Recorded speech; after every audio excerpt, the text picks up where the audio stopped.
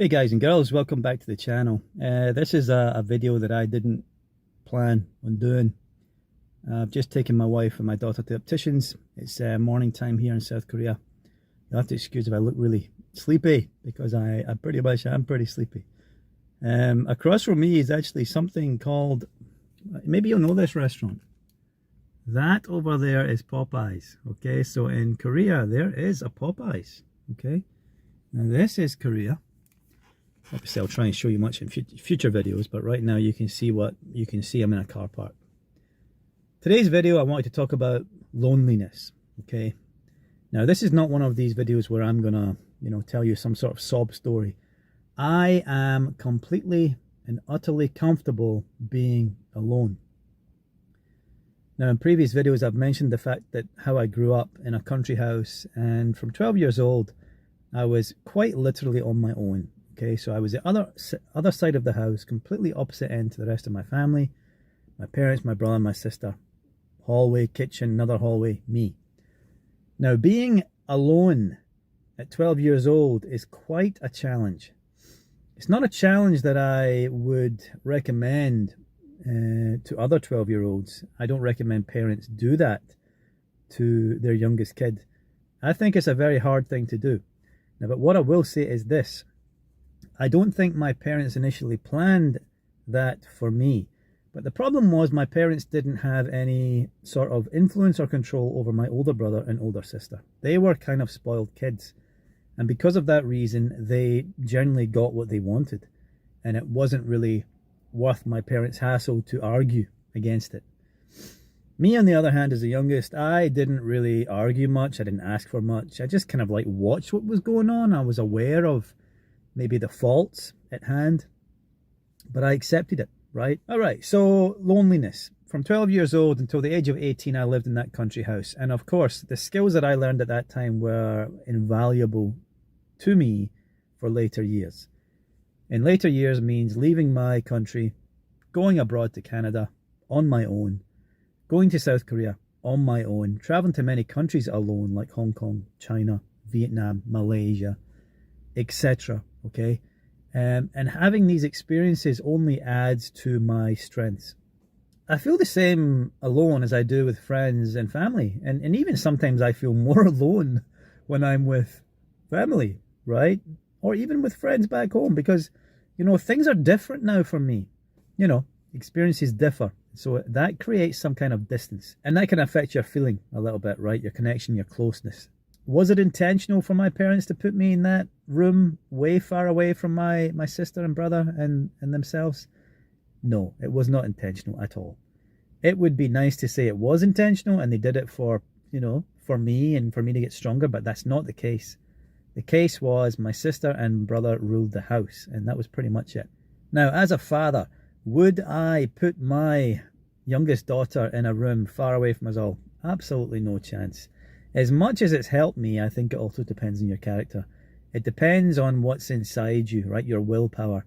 I've always been a person that accepts challenges, wants challenges. It kind of keeps me active. It keeps me focused and motivated in life. I will never choose the easy way in life, never. And that's because we can learn from our mistakes. A lot of failures will come when you choose the harder path. But if you choose the easy option, you're just pretty much always going to be successful, but at your level. And when you're successful all the time, you don't even think about it, right? You just go, okay, that's good, it worked, let's move on. But when you fail, that sticks right here, right? Mentally, it sticks in your brain. As you move to a new country abroad, now I'm pretty sure a lot of my subscribers are people that are either thinking of moving abroad or are tired of living in their country right now, tired of conditions. Maybe their dream is to move abroad. You have to be comfortable with loneliness. That's my advice to you all.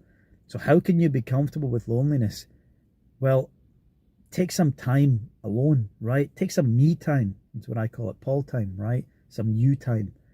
When you travel alone to the airport, on the airplane, in the hotel, in your apartment, when you go to a new country where you don't speak the language, where you don't know anyone, you have to rely on yourself. Right, your own company is so important at that point because you're pretty much your own best friend. Okay, folks, so I guess it's quite important to distinguish the difference between, being alone and feeling lonely. Now, you probably notice my background's changed a little bit. I'm almost back home. My wife and my daughter are now out of the optician. So, if we start off with being alone, right, this is the one that I'm probably most comfortable with. And when I speak about my experience as a child, that was feeling lonely a little, which led to me being alone. Okay, now the difference between feeling lonely and being alone is quite big. So I think it's important I do cover the difference here so that listeners, who are going through this can probably relate to what they're feeling. So being alone is, in my opinion, crucial for mental well-being.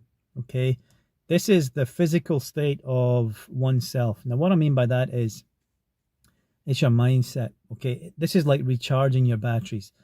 This is where solitude can be voluntary. This is when you prefer, for example, to sit in a quiet room and read a book. It's enjoyable, right? It's something you do. It's me time, like I mentioned before. It's Paul time. You can self-reflect, right? You can self-growth. You can recharge your batteries, like I said. You can engage in activities that you love without any distractions. When I spoke about my wife and my children going to bed at 9:30, this is me being alone, right? I have no distractions. It's my own time. I can study, I can read, I can play games, I can do whatever I want. It's an important time for me. Now, if you're a bookworm, I'm not really a bookworm, right? I don't read too much, but being alone is huge. Okay, alone time to read is when you have your own space. You have that book that you love, and you can get right in amongst it, okay?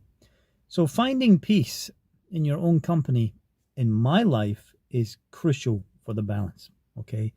I need to find that peace in my life for me to, wake up the next morning and feel good. That's how I do it. Now, on the other hand, we have feeling lonely. Now, feeling lonely is how I felt in that country house way back when I was 12 years old. That was forced upon me, okay? That was not something that I chose to do. That was something I had no choice but to do. So that was an emotional experience. And at 12 years old, like I mentioned before in a previous video, that's a huge thing for a almost teenager, right? At that stage in your life, to go through that emotional challenge of feeling lonely and not really getting the help from my family or nobody understanding it because they were all next to each other. I wasn't. It was quite a difficult experience. Now, this would be characterized, the feeling of loneliness would be characterized by isolation, okay? Exactly what happened to me. I was completely isolated, no one around me, no pets, nothing, just silence. Now, a lack of meaningful connection, relationship, this can be as a result of, or it can lead to this, right? When you feel lonely, you can be surrounded by people, but you still feel lonely. There's no connection, there's no deep connection, there's no, kind of stimulation there. So it's not fulfilling. Now, if you are feeling lonely, this is, as I said, different to being alone. This can lead to like frustration, anxiety, sadness. Now, I didn't actually have that experience. I would say I was a little frustrated. I was frustrated by the fact that my brother and sister, 6 years older than me and 2 years older than me, chose, to be close to my parents. I could understand that, I thought being older, you want to have your own space, right? 14 years old and especially 18 years old. You want to have your own space, man. You want to play some music. You want to party. You want to do whatever you want to do. So I was frustrated that was allowed to happen. Now, this anxiety or frustration or sadness, this can be because you're looking for, substantial connection, meaningful connection. You're looking for that connection in your family, let's just say, in my example, but you just don't have it. You can't get it. That was the emotional barrier. That was the distance that was created for me back then, and it was very hard to get connection with them. Now, recognizing the difference of these two things, feeling lonely and being alone, is pretty big, right? It's really important that you do recognize the difference. in my opinion, because being alone is something that you choose, it can be positive, right? It plays an important role in your life. However, loneliness is kind of like, it's not completely negative, but it's something that you don't choose, right? It just comes to you as a result of your physical kind of surroundings. So how would you tackle this feeling of loneliness? Well, you would seek out relationships, right? Meaningful relationships, deep relationships. You could join groups. You could pursue activities that involves, teams and meeting people with similar interests. Being alone for me is important in my life. It's an important aspect of my life. However, I'll finish the video like this. If you are only spending time alone in your life and you have no other social interaction, no family around you, I think that can be a little dangerous, because in your life you have to have a balance. Everything should be balanced for you to feel at peace. If something is too much in your life and you're not balanced, that can create problems. So what I would say is, even though you like to have alone time and being alone, it's something you choose, I would make some time for some kind of social interaction, just because this can lead to a balanced, fulfilling life. All right, thanks for joining me today for this ramble on loneliness. I hope it made a bit of sense and maybe helped you somehow. Thanks for watching. See you next time, folks.